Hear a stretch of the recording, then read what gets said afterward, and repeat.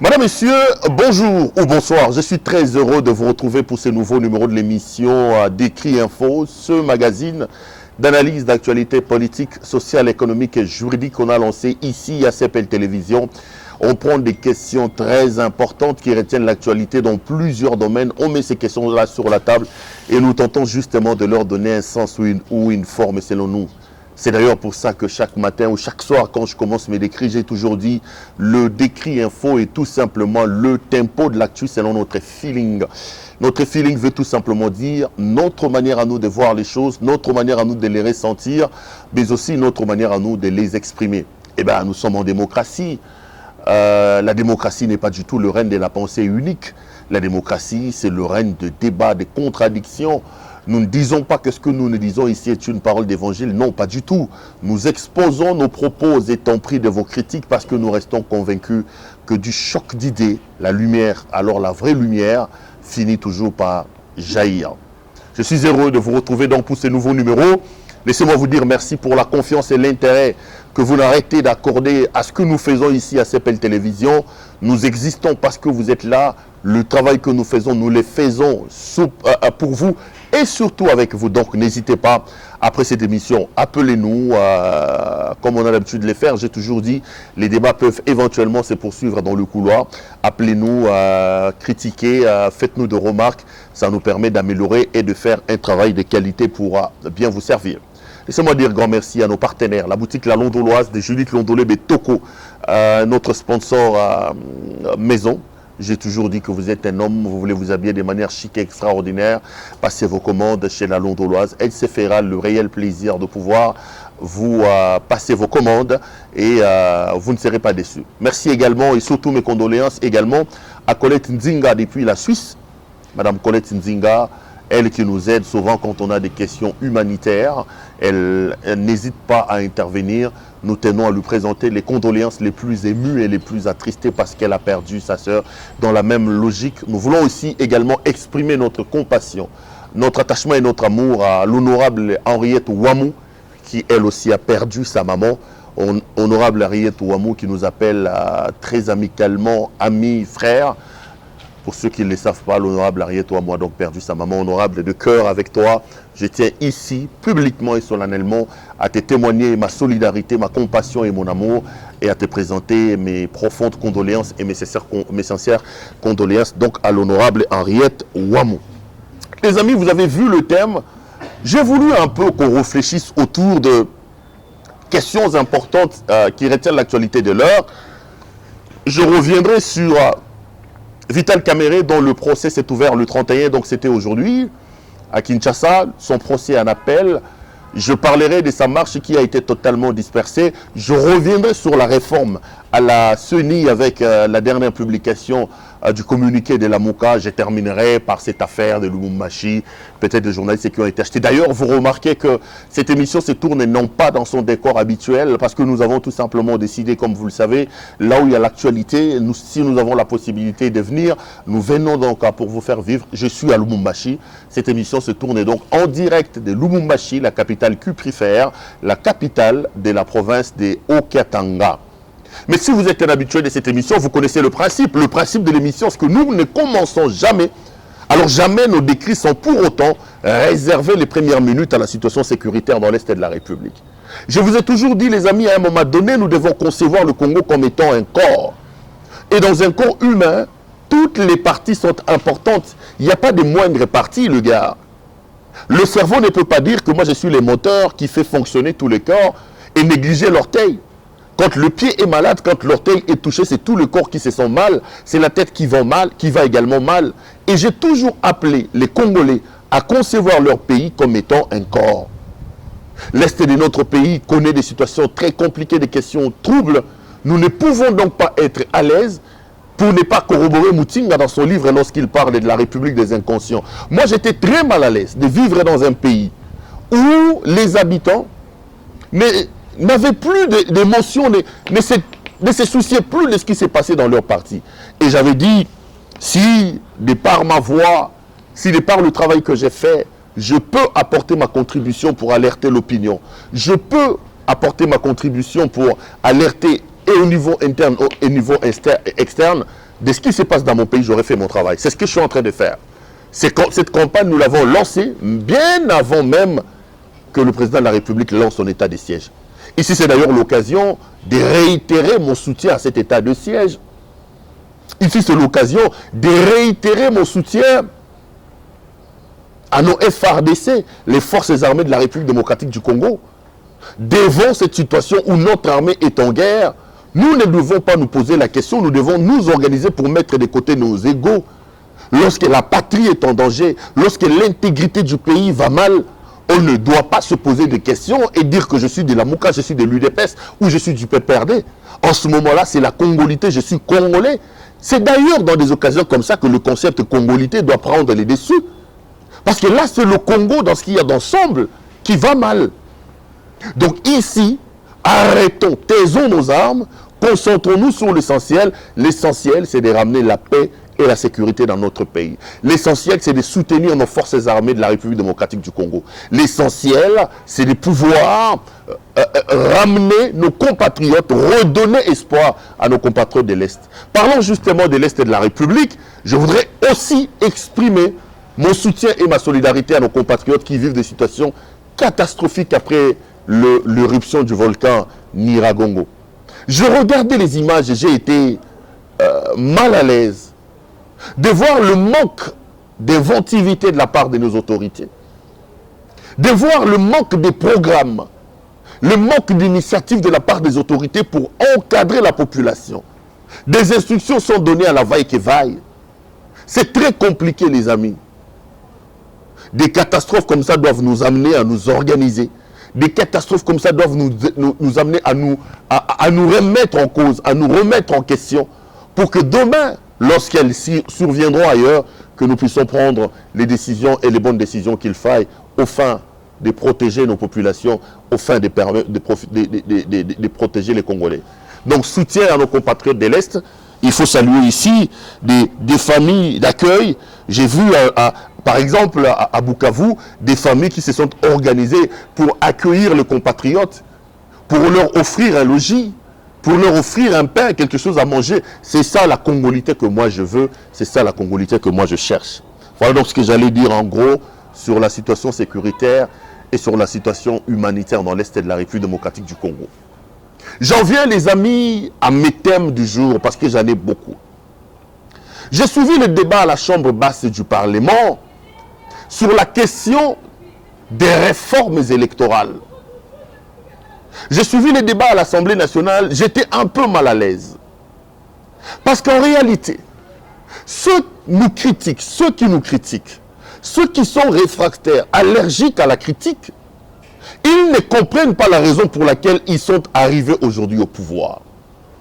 Les Congolais, en décidant de mettre M. Tshisekedi de côté, c'est parce qu'ils avaient soif de changement. C'est l'idée de la rupture qui a amené la plupart des Congolais à voter pour M. Tshisekedi. Kabila, que vous le vouliez ou pas, c'était un homme honni, un homme vomi de la plupart des Congolais. Et il fallait trouver une pièce de réchange aux antivaleurs, au système autocratique mis en place par M. Kabila.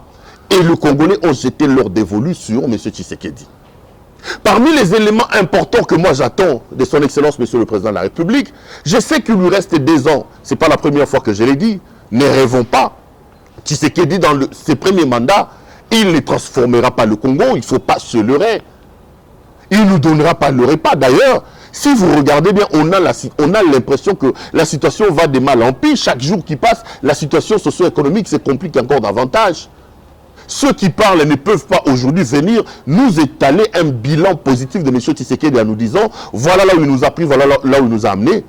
Mais j'ai toujours dit ce que j'attends de M. Tshisekedi, c'est qu'il mette le pays vers le rail, qu'il pose les jalons pour le redécollage de ce pays.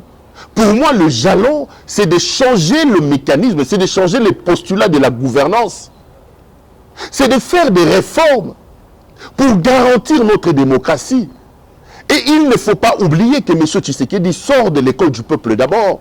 Pendant plus de 30 ans, il s'est battu aux côtés de son père. Ils ont incarné le rêve congolais, le rêve de la démocratie. Quand il arrive au pouvoir, il doit concrétiser ce rêve-là par ses actions. Mais ce que j'ai vu à la Chambre basse du Parlement, j'ai eu des larmes aux yeux. Quand vous regardez la loi sur la CENI, la loi portant réforme électorale proposée par Lutundula, il y a des éléments importants qui devaient être mis en place pour permettre à ce que nous ne vivions plus la même situation avec Mobutu. Mais quand vous regardez la loi qui est en plein débat actuellement à l'Assemblée nationale, vous allez voir que c'est une loi complètement saucissonnée de son idée originelle. Vous allez voir que c'est une loi qui n'a rien à voir avec la substance de la loi que M. Lutundula a proposée. Un exemple simple. Lutundula disait, halte à cette affaire où on nous disait, quand on est de la majorité, en termes de représentativité, on a une pondération beaucoup plus importante que lorsqu'on est dans l'opposition. Les élections, c'est l'affaire de nous tous. On ne peut pas amener nos guéguerres dans une affaire qui, en principe, doit mettre tout le monde d'accord. Nous devons avoir une commission électorale nationale indépendante dont les membres sont pondérés selon, dont le quota des membres est distribué selon les forces politiques en présence. Non, pas du tout. Et lorsqu'ils n'étaient pas au pouvoir, ceux qui prêchent aujourd'hui pour les saucissonnages de la loi de Lutundula soutenaient cette loi. Mais aujourd'hui, la loi qui passe à la Chambre basse du Parlement n'a rien à voir, alors rien à voir avec l'idée de la rupture, avec l'idée de la réforme. J'ai vu nos amis de la Mouka intervenir, mais en retard. Je vais d'ailleurs ici vous permettre, pour ceux qui ne l'ont pas lu, à avoir une idée sur le communiqué publié par le présidium de la Mouka, je veux dire Martin Fayoulou Madidi et Adolphe Mozito Mfumunsi. J'ai les communiqués qu'il m'a été envoyé par les proches. Communiqué du présidium de la Mouka au regard des manœuvres à l'Assemblée nationale. Écoutez ce que le communiqué dit.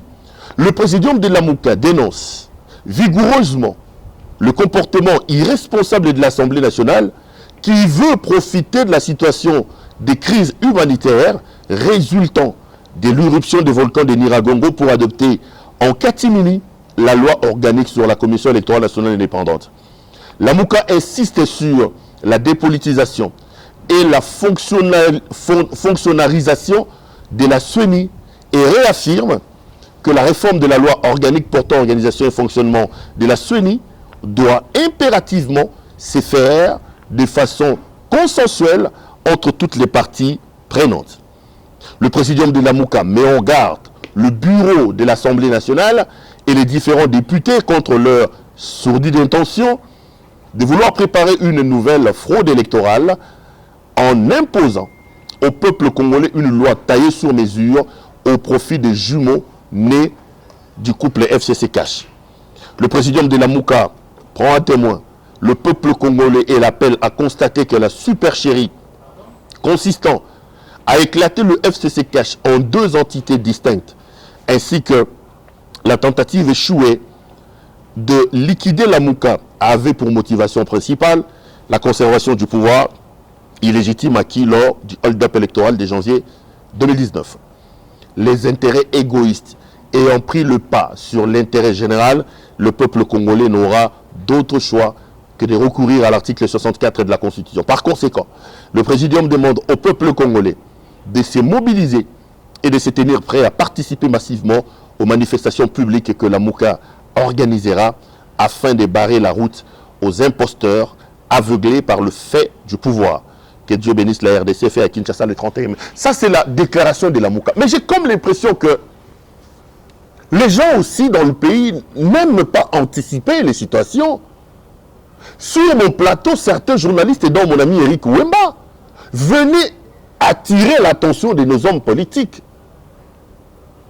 Lorsque la loi Lutundula, qui malheureusement se trouve aujourd'hui au gouvernement, il ne peut plus donc défendre sa propre loi, était dans la manœuvre avec Mbosso. Il y a des signaux des gens qui ont alerté pour dire faites attention. On est en train de s'organiser pour charcuter la réforme de la loi électorale proposée par l'honorable Lutundula. En ce moment-là, la Mouka était en train de dormir. Ils ont attendu que la machine Union Sacrée puisse se mettre en marche pour commencer à parler aujourd'hui. Ce n'est pas normal. Ce n'est pas du tout normal. Je voudrais ici rappeler à ceux qui sont arrivés au pouvoir, s'il vous plaît, ne tordez pas le cou aux derniers espoirs que les Congolais placent en vous. On sait que le bilan sur le plan socio-économique ne sera pas élogieux. Mais donnez-nous ne fût-ce que l'espoir sur la refondation de l'État.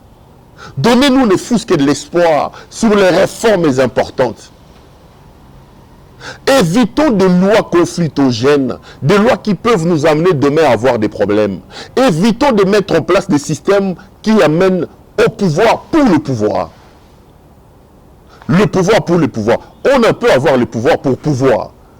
Mais quand on cherche le pouvoir pour le pouvoir plutôt, ça nous amène nulle part. J'exprime donc ma déception par rapport à cette loi de la CENI, parce que j'ai l'impression, c'est l'ancienne loi proposée par Kabila, cette loi que l'UDPS a condamnée, cette loi que l'UDPS a dénoncée. On prend le même et on repart. Il n'y a pas de grande innovation dans la loi électorale, dans la loi portant sur la loi organique portant organisation et fonctionnement de la CENI. On a pris les mêmes histoires, on fait du Kabila sans Kabila. On fait du Kabila sans Kabila. C'est un des éléments majeurs qui fait que chaque matin, moi j'ai dit, je ne crois plus à l'union sacrée. Parce que dans ma conception, l'union sacrée au départ, c'était l'idée de la rupture, l'idée du changement.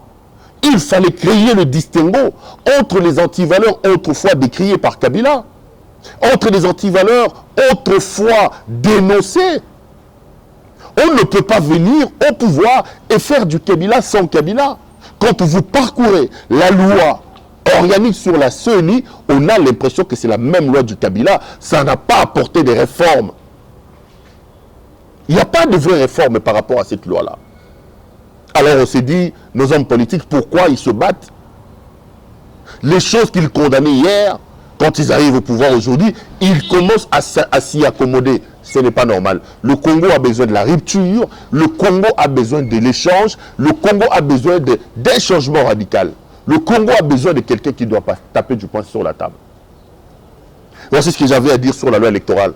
L'actualité, je ne l'ai pas commenté, c'était également le procès de Vital Kamerhe. Vous connaissez ma position sur cette affaire de Vital Kamerhe. Je n'ai jamais dit, et je ne dirai jamais, que M. Kamerhe est victime d'un procès politique. Alors je disais que pour moi, je ne dirai jamais que le procès Kamerhe est un procès politique. Pas du tout. Je n'ai jamais pensé que le procès Kamerhe était un montage. Non. Vous connaissez ma position, il y a des choses sur lesquelles je ne suis pas d'accord avec la manière dont les choses sont organisées. Par exemple, je me pose et je me repose la question, pourquoi Vital Kamerhe est encore aujourd'hui en prison?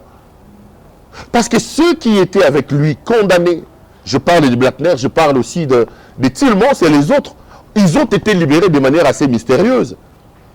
Ou alors tout le monde est condamné de la même manière, ou alors tout le monde est libéré. On ne peut pas condamner Vital Kamerhe alors que d'autres compères qui ont fait les mêmes choses avec lui sont dehors. Mais une manifestation a été organisée par l'UNC. J'ai vu la brutalité avec laquelle les partisans de l'UNC ont été dispersés. C'est un peu là que je voudrais m'attarder. Les amis, ici je m'adresse à Gentini Ngobila, Mbaka.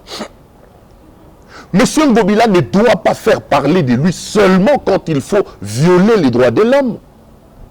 Monsieur Gentini Ngobila ne doit pas faire parler de lui seulement lorsqu'il faut tordre le cou aux droits des Congolais. Le droit de manifester, le droit de pouvoir manifester est un droit reconnu dans notre Constitution. Monsieur Ngobila, on vous attend ailleurs. On vous attend ailleurs. Qui a donné mandat à Gentini Ngobila de pouvoir empêcher tout le temps les manifestations? La Constitution est claire. Nous sommes passés d'un régime de permission vers un régime d'information. Ngobila est en train de s'embourber dans la ville de Kinshasa.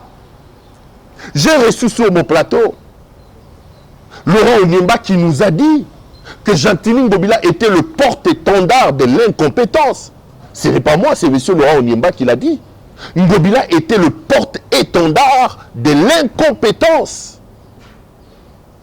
C'est l'expression la plus éloquente de l'incompétence selon notre ami Laurent Onyemba. Monsieur nous a amené ici Kini Bopeto. Il a embarqué le président de la République dans cette affaire de Kini Bopeto. En son temps, j'avais dit, grosse erreur de la part de nos amis de la présidence de la République. Comment vous pouviez faire confiance à Gentili Ngobila aveuglément et laisser le président de la République venir accompagner Ngobila dans un projet non calculé, dans un projet non ficelé, dans un projet dont on connaît ni des têtes, on ne connaissait pas les financements. Est-ce qu'aujourd'hui Gentili Ngobila peut-il vous dire où en sommes-nous avec l'opération Kinbopeto?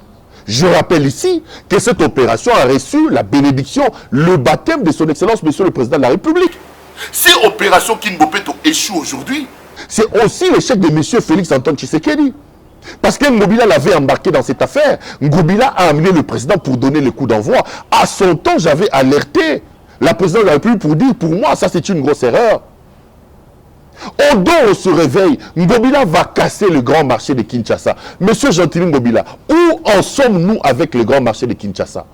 On sent qu'à la tête de la ville-province de Kinshasa, c'est une gouvernance et c'est erreur.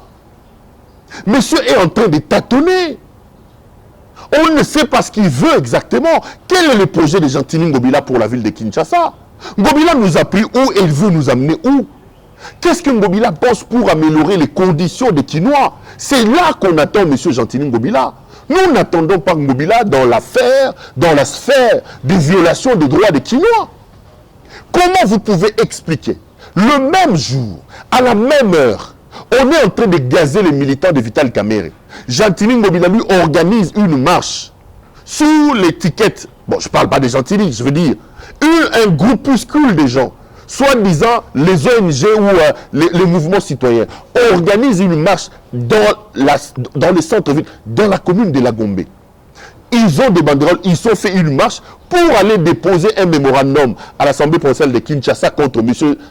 Mike Mukebai. Eux, ils n'ont pas été gazés.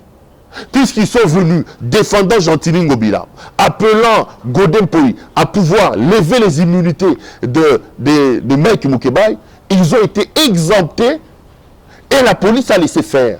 Et au même moment, on était en train de tirer sur la femme de Vital Kamerhe des gaz, on était en train de tirer sur les enfants de Vital Kamerhe, on était en train de gazer les militants de l'UNC. Les amis, on peut tout dire. N'oublions pas qu'il y a une fierté pour les hommes. Ce que je n'arrive pas à comprendre, c'est l'hypocrisie de l'union sacrée. L'UNC, jusqu'à la preuve du contraire, se trouve à l'heure où nous parlons à l'union sacrée. Pendant qu'on est en train de disperser les gens de l'UNC, Augustin Kabouya de l'UDPS, lui, il est en train de faire des défilés. Il était à Idiofa, il était à Kikwit, il drainait le monde. Je ne comprends absolument rien. Ne mettons pas en place une république à double vitesse. Ne mettons pas en place une république à double vitesse. Ngobila, on ne doit pas seulement vous voir quand il faut violer les droits des gens. Non, pas du tout. Ngobila, on ne doit pas vous voir seulement quand il faut porter le coup aux droits des autres. Qu'est-ce que vous pensez de Kinshasa? Quelle est votre gouvernance? On vous attend là, M. Gentili Ngobila. C'est là que moi j'attends des réponses de Gentili Ngobila. Obukizando, là nous l'avons Bukizando. Yebisabiso, Banda Babukazando. Qu'est-ce qui est fait actuellement? Ngobila a-t-il déjà réuni l'enveloppe globale pour la reconstruction des Zando? Vous avez fait un tour à Zando là-bas, vous avez vu que les travaux ont commencé? Est-ce que c'était un projet budgétisé? Est-ce que c'était un projet calculé dans la durée? Quelle est la société? Il va faire quoi dans combien de temps? Ngobila a-t-il véritablement réfléchi autour de ça? C'est des questions qu'on doit se poser. Il ne faut pas compter sur l'Assemblée provinciale de Kinshasa.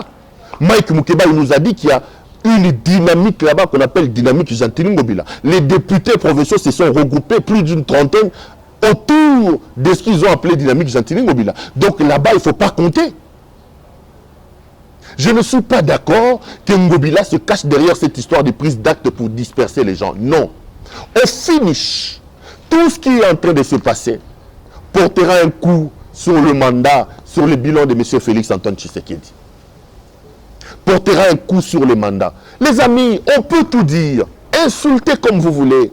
Créer des choses, créer des monstres comme vous voulez, le gars. La réalité finira par nous rattraper et la vérité éclatera au grand jour. Ceux qui sont autour du président de la République, j'ai toujours dit, aider M. Tshisekedi à rentrer par la grande porte de l'histoire. Et pour moi, la grande porte, c'est la réforme. Pour moi, la grande porte, c'est des efforts pour refonder l'État, pour rhabiller l'État congolais. Aujourd'hui, l'État n'existe plus. L'État n'existe plus. Est-ce que vous pouvez vous imaginer, les amis? J'ai regardé les réseaux sociaux, le lynchage médiatique sur les journalistes. J'ai regardé les réseaux sociaux, les insultes sur les journalistes. Comment peut-on reprocher à un journaliste le fait de s'être déplacé pour aller couvrir une information? Comment peut-on reprocher ça aux journalistes? Ce sont des katumbistes, ils ont bouffé de l'argent. Je ne comprends pas. Et ce qui m'a fait mal dans cette affaire, j'ai vu ceux qui se présentent comme tshisekidistes. J'ai vu ceux qui se présentent comme laudateurs du président Tshisekedi entrer dans cette danse-là. Ils oublient qu'au même moment, Monsieur le Président de la République venait de tenir pour la première fois au Congo, à Kinshasa, une conférence de presse. Le service de communication du Président de la République, Monsieur Eric Nindou, à trop vouloir chercher le mal, à trop vouloir chercher le bouc émissaire, on oublie à faire l'essentiel. Regardez, prenez les deux événements. Katumbi qui lance tout simplement une formation de ses coordonnateurs et son Excellence, Monsieur le Président de la République, qui fait un point de presse sur la situation catastrophique à Goma. Pesez maintenant le plan communicationnel et l'impact de la communication de ces deux événements. Vous allez vous rendre compte qu'un individu, un fait privé, qui lance juste une formation de ses coordonnateurs, avale la communication de l'institution Président de la République. Pourquoi? Parce que les gens veulent voir les diables partout. L'énergie que les gens ont dépensée pour lyncher les journalistes, l'énergie que les gens ont dépensée pour lyncher M. Katumbi, on pouvait mettre cette énergie-là à rendre la communication des présidents beaucoup plus importante. Vous perdez le temps, les gars. Vous perdez le temps. Vous perdez le temps. Vous perdez le temps, les amis. Prenez ces deux événements. Enlevons le fanatisme et mettons de côté. Prenez la conférence de presse du Président de la République. Prenez la formation de Katumbi. Vous avez donné du volume, de l'ampleur à un fait privé, oubliant qu'il fallait s'appesantir sur la communication du Président. Oublions. Aujourd'hui, dans les réseaux sociaux, tout le monde insulte les journalistes. Tout le monde... Attendez, au même moment, notre président de la République, première institution du pays, a fait sa première conférence de presse et sur une question très importante qui est la catastrophe de Miragongo. Vous avez mis le temps à insulter les gens, vous avez mis le temps... Prenez cette énergie-là, orientez-les vers les faux. Vous savez, les amis, hein, l'ennemi du président de la République, ce n'est pas les journalistes. En 2023, si M. Tshisekedi doit avoir un ennemi, ça ne sera pas M. Bemba, ça ne sera pas M. Katumbi, ça ne sera pas Martin Fayoulou. L'ennemi de M. Tshisekedi sera son bilan. Quel bilan va-t-il nous présenter en 2023? Quel discours va-t-il nous amener en 2023? Kabila m'est bloqué? Katumbi a acheté les journalistes? Quel discours? Nous devons aider le président dans les 2 ans qui restent à faire focus sur un champ, à y travailler pour lui permettre d'avoir un discours en 2023.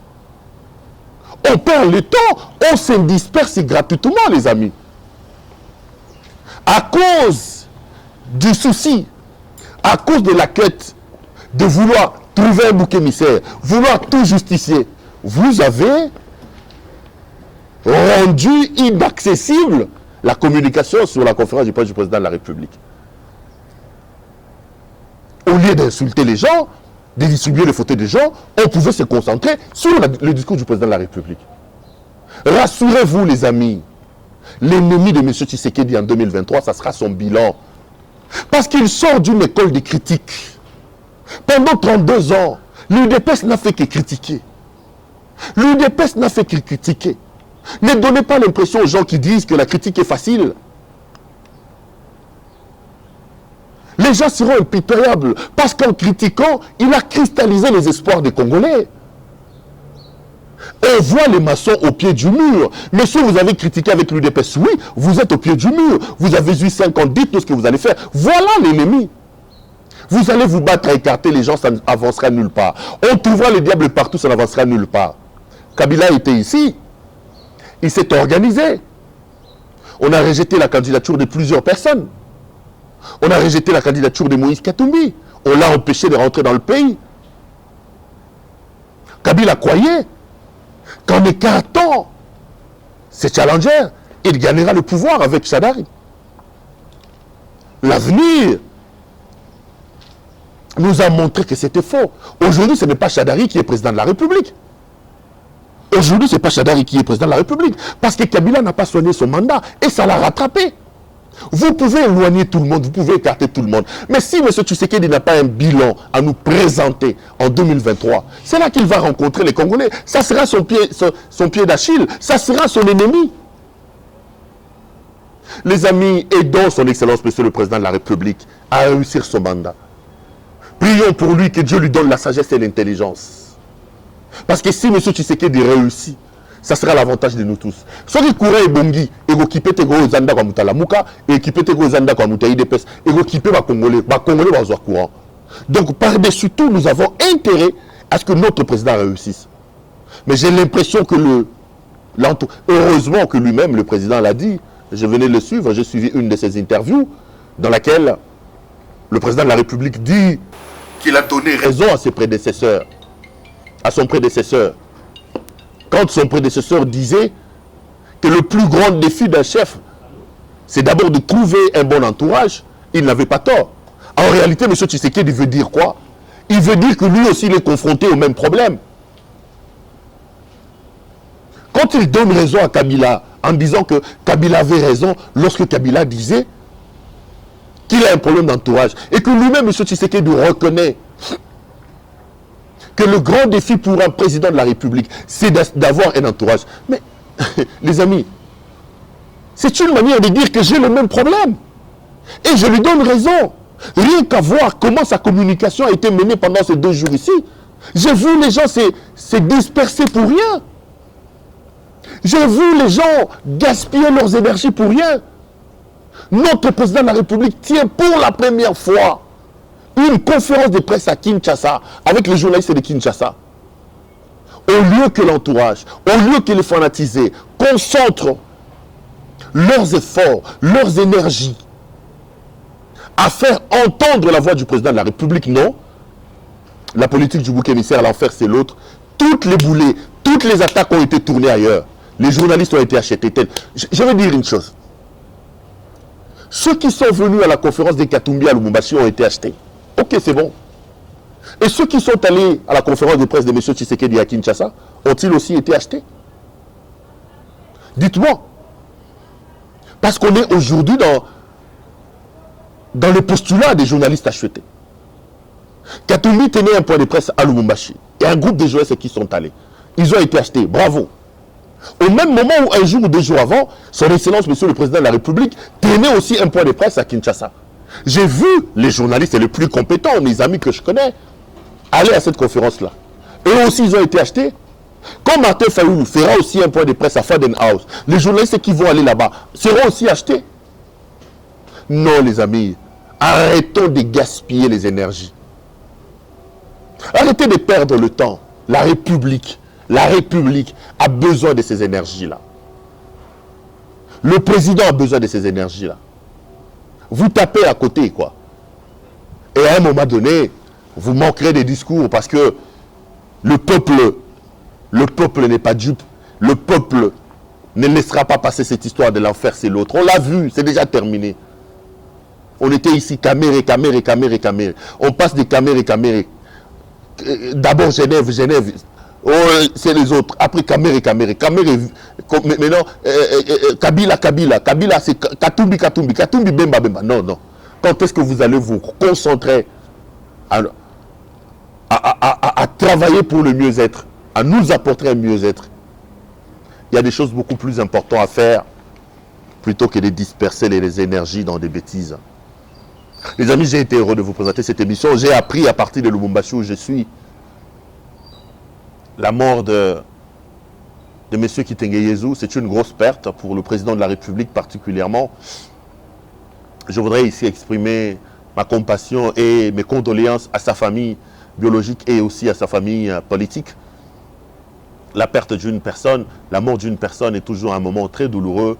Que Dieu assiste la famille, que Dieu assiste le proche et que Dieu console le cœur brisé. Voilà ce que j'avais à vous dire aujourd'hui dans le cadre de cette émission d'Écrit Info. J'ai été heureux de vous présenter cette émission. Je vous retrouve demain pour un autre numéro. Si je ne suis pas à Lubumbashi, ça sera dans mon décor habituel, donc dans mon studio. Portez-vous bien et restez branchés sur nos programmes. Allez, bonsoir chez vous. Je voudrais dire merci à Massamba. La main sur le cœur, je tiens à te remercier, mon jeune frère. C'est lui qui était au montage, à la prise des sons, à la prise des vues et même à la réalisation de cette émission. Que Dieu lui rende au centuple pour le travail qu'il est en train de faire. Allez, à demain, les amis. Merci beaucoup.